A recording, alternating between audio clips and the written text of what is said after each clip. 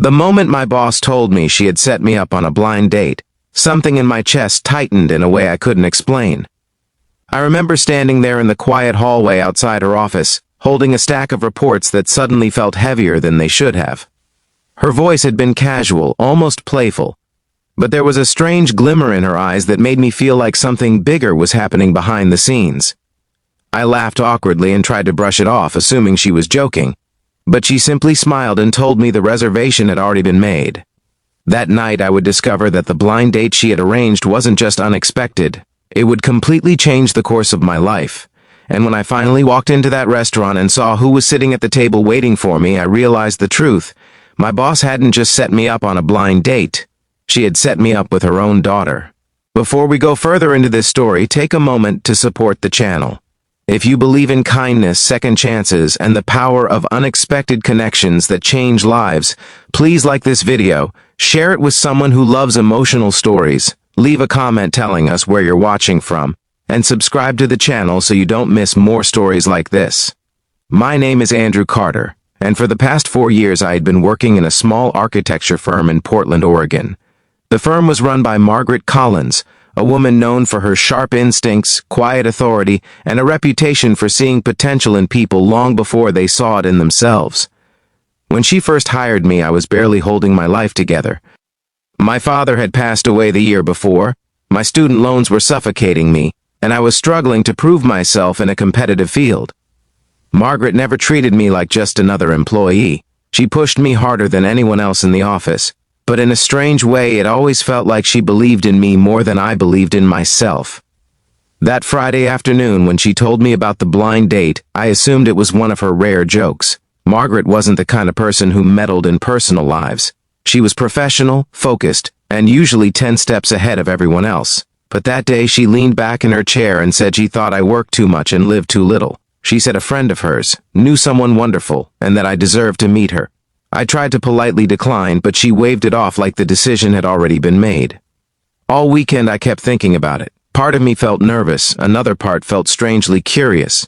I had spent so many years focusing on work and survival that the idea of going on a blind date felt almost foreign. Still, something about Margaret's confidence made it hard to refuse. If she believed the person was worth meeting, maybe there was a reason. Sunday evening arrived faster than I expected. The restaurant she had chosen was a small Italian place downtown called La Verona, a place known for soft lighting, quiet music, and the kind of atmosphere that made everything feel a little more meaningful. My heart pounded as I walked inside. The hostess led me toward a table near the window, and that was when I saw her. A young woman sat there already waiting, nervously stirring her glass of water. She looked up when she heard my footsteps, and for a moment neither of us spoke. Her name, I would soon learn, was Claire Collins. And yes, she was Margaret Collins's daughter. At first I thought there had been some kind of mistake. My mind raced through every possible explanation, but none of them made sense. Claire looked just as surprised as I felt. She admitted that her mother had told her she should meet someone kind, hardworking, and genuine, but she had no idea the person would be one of her own employees. The awkwardness between us felt almost unbearable in the beginning. I kept wondering if this was some strange test or experiment orchestrated by Margaret. But as the minutes passed, something unexpected happened. Claire began talking about her life in a way that felt completely honest and unfiltered. She told me she worked as a pediatric nurse at a hospital across town. She loved her job, but it was emotionally exhausting. She saw children and families going through the worst moments of their lives every day, and sometimes she struggled to carry that weight home with her. There was a quiet strength in her voice, the kind that comes from someone who has faced heartbreak but still chooses compassion. As we talked, the tension slowly dissolved into something warmer. Claire admitted she had always admired how passionate her mother was about her work, but growing up she often felt like she lived in the shadow of Margaret's success. She had chosen nursing because she wanted a life that focused on people rather than buildings or business deals. The more she spoke, the more I realized something strange. She was nothing like the intimidating image I had always associated with Margaret. Claire was gentle, thoughtful, and full of empathy, and somehow, within the first hour of conversation, it felt like I was talking to someone I had known for years. Still, the situation carried a heavy complication. Dating your boss's daughter was the kind of thing that could easily turn into a disaster. I told Claire honestly that I didn't want her mother to feel like our professional relationship was being taken advantage of.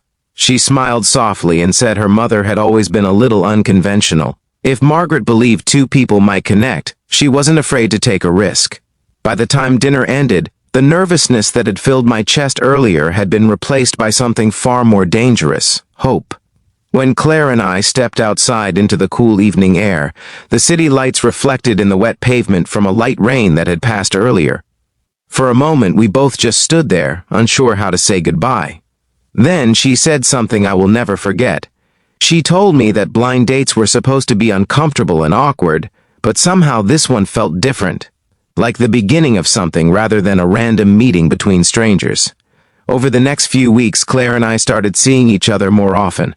Coffee after her hospital shifts, walks along the Willamette River, quiet conversations that stretched late into the night.